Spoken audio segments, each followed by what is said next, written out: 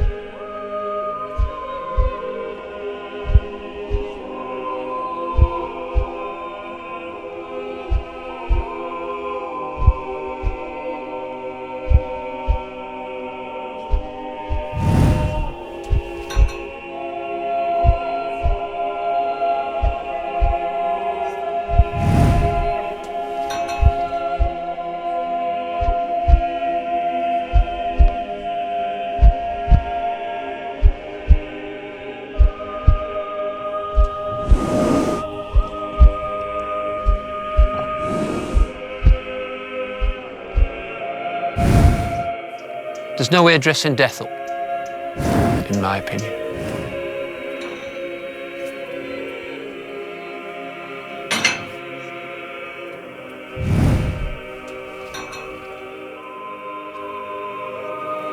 I actually take them to the death.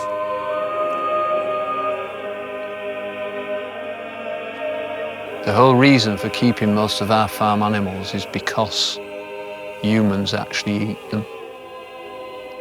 That is a reason for their life. Without humans eating them, they would have no life at all. They wouldn't be produced. Because of the area and the difference in terrain, i.e. the breeding grounds, i.e. the fattening grounds, I think that we have everything that we possibly need to produce perfect meat.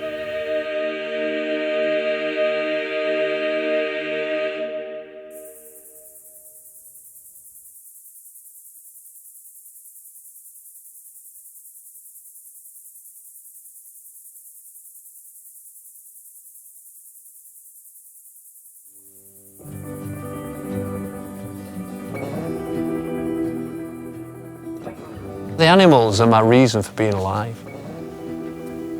Your day's filled up thinking about them.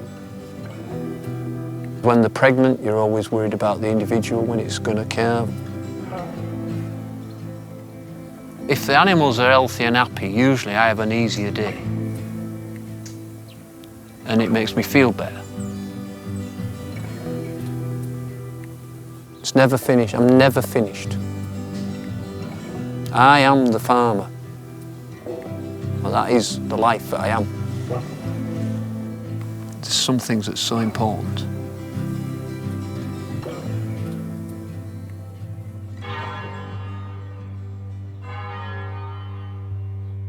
The act of eating connects us more powerfully than anything else we do with the natural world, of which we are part, but also which supports us.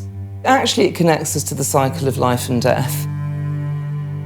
Eating well is celebrating that relationship, the relationship with our fellow non-humans, some of which we're going to eat, some of which are going to eat us, because when we die, we go back into the earth. To live in celebration of this rather than in denial of this is the basis of a good life.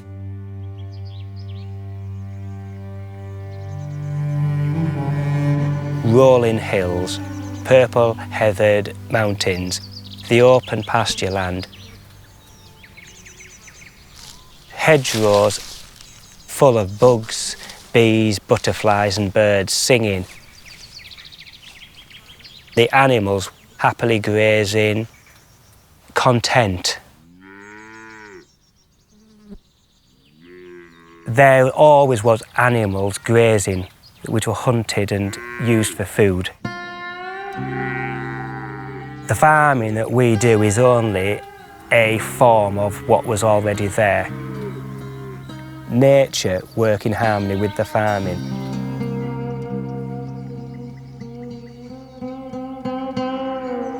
Things haven't changed in the pastures and the meadows. So it has to be the natural balance. There's always something for everything. Animals are feeding the soil. The ground feeds the animals. We are keeping the ecosystem going. It is a continuous cycle.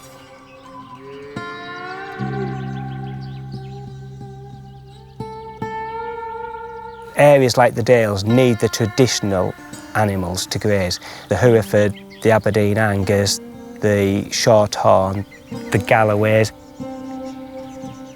and the Dexters. Yorkshire beef is the best in the world.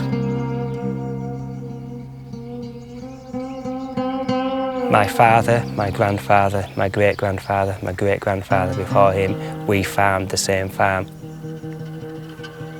I was the fifth generation to actually be born in the farmhouse. It's in my blood.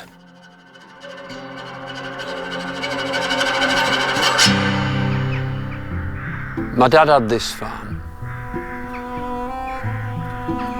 That farm there, which is Robinson's, they were born on that farm. Simon lives in the house that's built on there, and Jonathan lives in this one. They're taking over from their father, which is brilliant. Farm up on the hill, which is Nobby Hobson's. There's old Nobby and young Nobby. Young Nobby's carried on. He's farming. And then the farm straight across, which we can't actually see the farmhouse, that's Vase's. They bought it in my lifetime, that farm, but James is farming that. So in this area, we are fairly lucky. There is quite a lot of family farms left. The hardest thing about farming, without a doubt, is knowing that you won't be able to do it forever.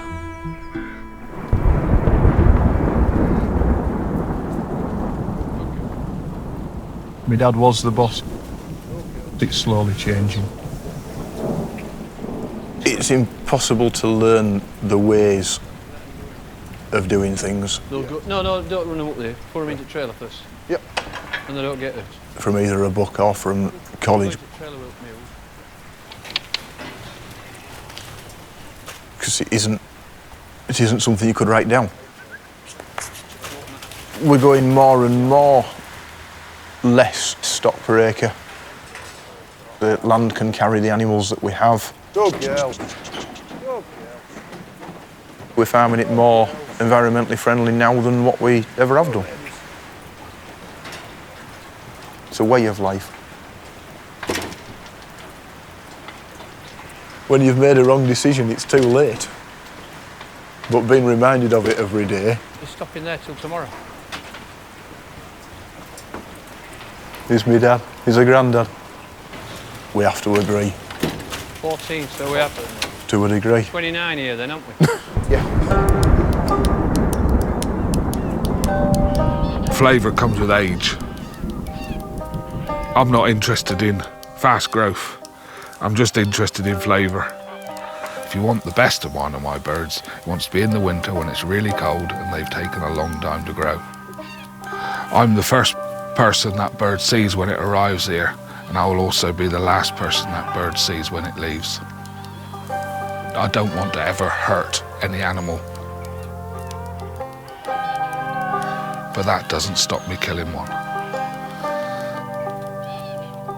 I'm a perfectionist, and producing an absolutely perfect bird that everybody enjoys, everybody comments on, everybody wants to eat again.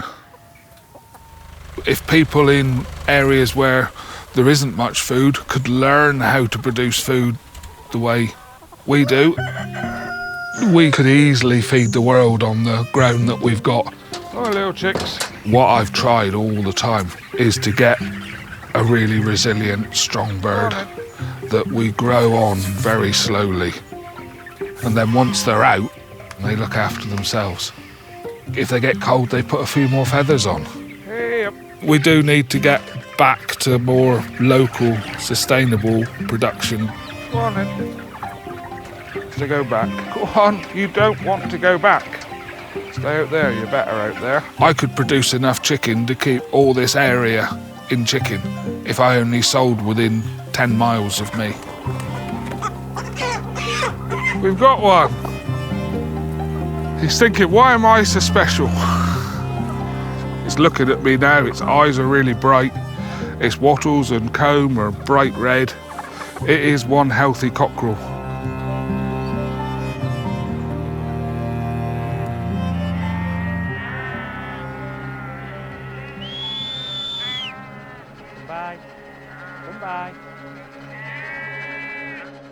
We need to strike a balance with nature, emerging out of this kind of dream we've been in, that industrialisation is going to solve everything. Welcome up. We've been on this weird journey over the last 200 years where life's been speeding up. Everything is about efficiency, everything is about saving time, minimising production costs. Come by. We've got hooked on this way of life that's all about solving the problem of how to live. Come by. Plants grow in the spring and they want to be harvested in late summer and autumn. The act of growing food actually aligns you with worldly rhythms. And this makes us feel at home. We need this. We need this sense as humans of living in time. And we need to enjoy the most fundamental relationship that we as humans have on the planet, which is with nature and with the natural world. Lie down. Here, hit to me, right, that'll do. Good food lies at the core of that. And it's not just about eating better, it's about living better.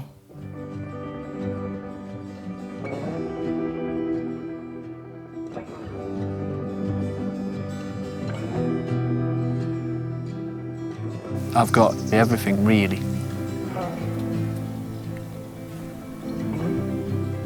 Yeah, I've got a beautiful bird. She's still sticking to me. The farm and the family. They're both so important to me that you can't really take one away from the other.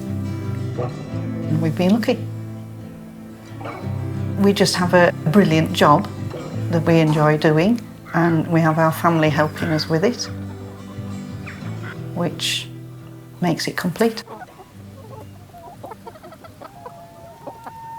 When we're lambing, it's my job to look after each little family. They lamb in a big shed each, so each little family has their own space to be able to bond.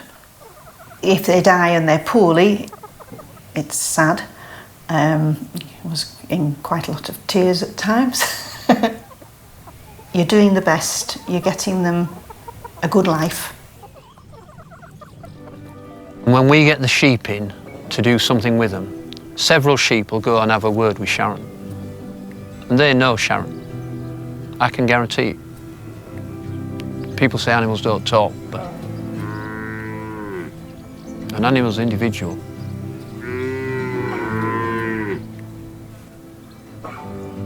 Anybody that says that they're not individual are wrong. I met Dave when I was 17. We were at a dance. He's got an excellent understanding of animals. It's just his life. And won't retire, I don't think.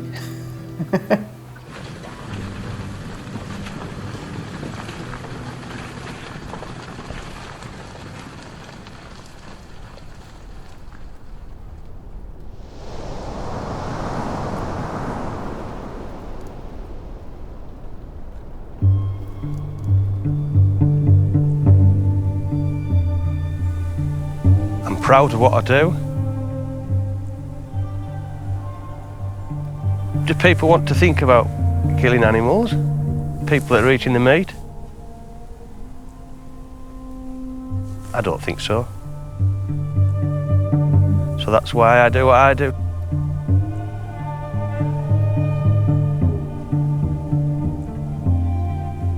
I always loved animals from being a very young boy. You have to, how could you not like animals? If you don't have respect for anything in life, you don't treat it right, do you? From a very young age, 12, 13 years old, I would go around killing lambs and cattle for farmers.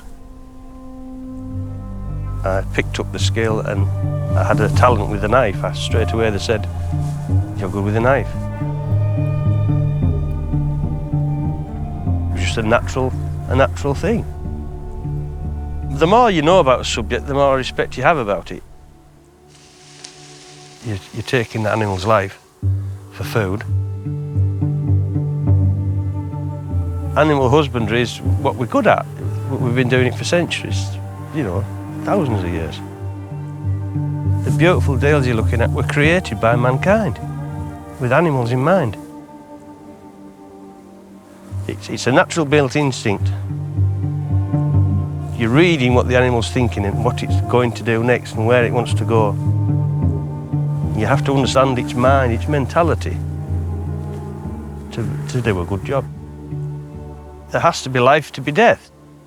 We all die, we're here to die at the end of the day. Celebrate life.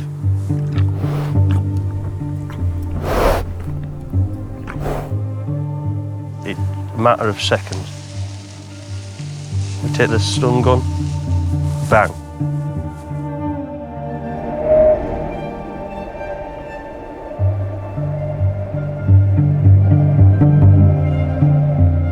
Cows and sheep can eat grass.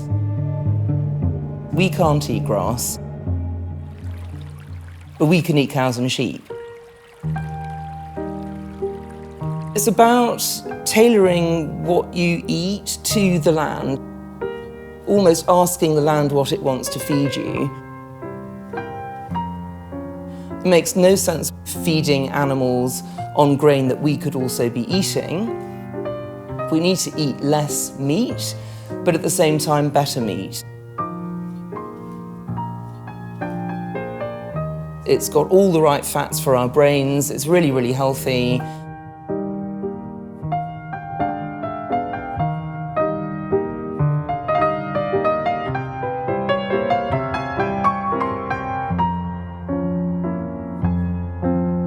The beautiful thing about eating natural products like beef that's raised on grass in a natural landscape is that you're eating the complexity of that landscape. You're not just what you eat, you are what you eat eats.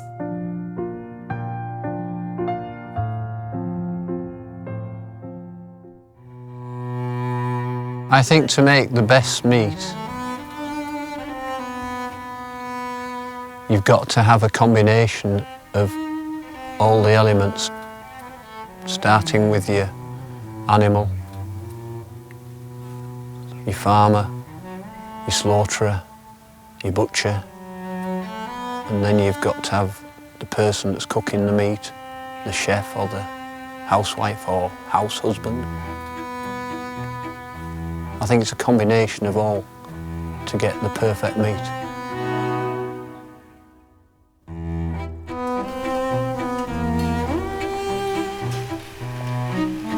I'm lucky because I enjoy food from all cultures and all around the world. But the best food is probably my mum's and my grandma's, you know. Going back to the olden days, you know, the family would go to church on the Sunday to put the roast in. The dripping from that is the basis of the Yorkshire pudding. My dad's family had 13 children. My grandma would make the roast, they'd all be dragged down to church. They'd come back, they'd go to the pub. Some days there might be 25, 30 people go back to my grandma's house for Sunday dinner. And there'd be as many Yorkshire puddings as you could eat. And they were always served first because the beef would be this big and the Yorkshire puddings were cheap. You'd fill up on those and then there'd be a little sliver of meat and lots of vegetables. She could feed everybody, like all my uncles, aunties, everybody. And she'd feed everyone. you know, without a sweat. You know, it was quite amazing.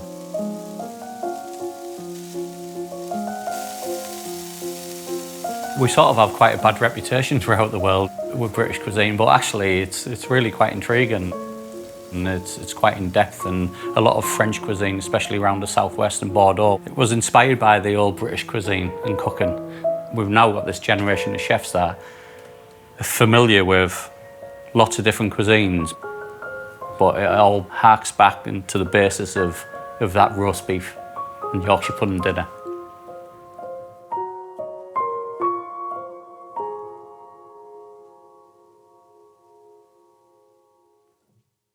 We are earthlings.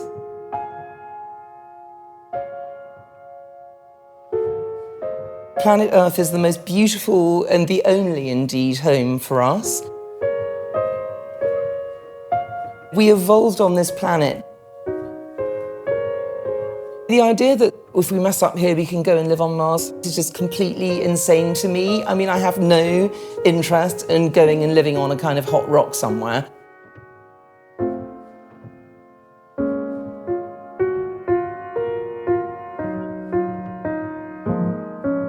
We have to make a go of it here.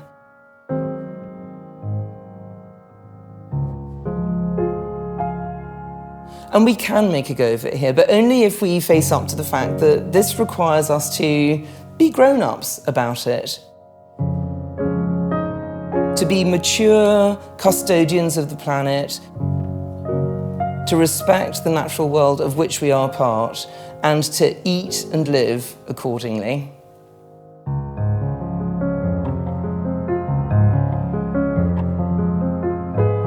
My name is David Harrison. I am a farmer.